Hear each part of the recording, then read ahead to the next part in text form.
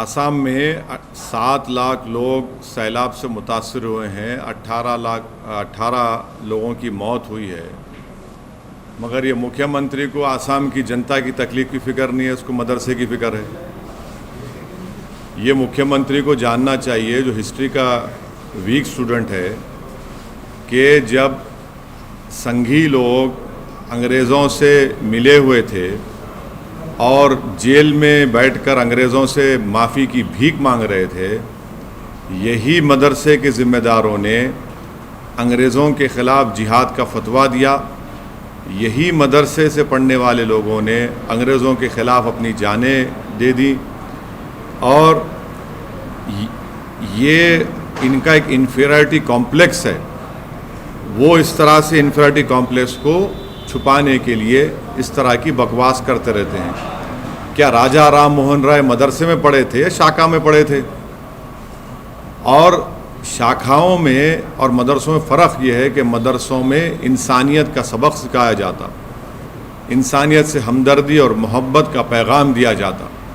तो इनको ये चीज़ें समझ में नहीं आती, और इनको ये बात समझने की ज़रूरत है कि मदरसों में साइंस, मैथ्स सब पढ़ाया जाता, और मदरसों के ज़रिए से ही भारत को और ख़ूबसूरत बनाया गया। तो इनको इन सब चीज़ों से मालूमात नहीं है। और आखिरी बात यह है कि नरेंद्र मोदी की सरकार क्या मदरसा मॉडर्नाइजेशन की स्कीम नहीं चला रही है? क्या सालाना भारत की पार्लियामेंट में उसका बजट मंजूर नहीं होता है क्या?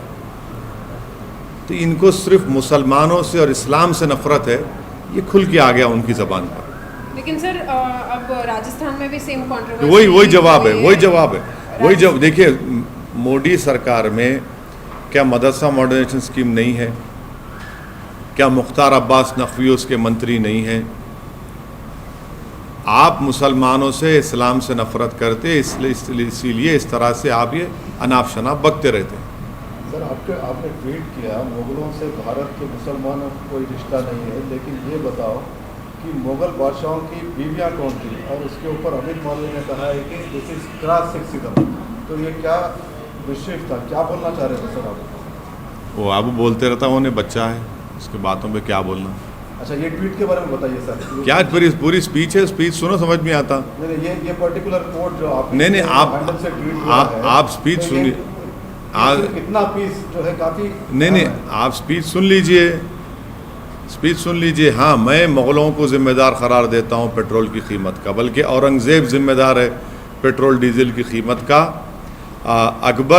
बादशाह अकबर ज़िम्मेदार है कीमतों में इजाफ़ा होने का, और शाहजहाँ ज़िम्मेदार है नौजवानों में बेरोज़गारी का।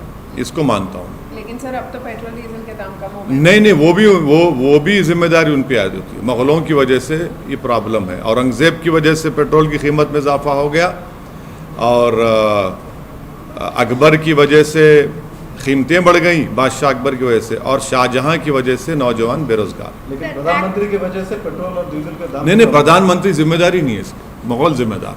Sir, activists like Brinda Adige have said that this is crass sexism and your comment humiliates women.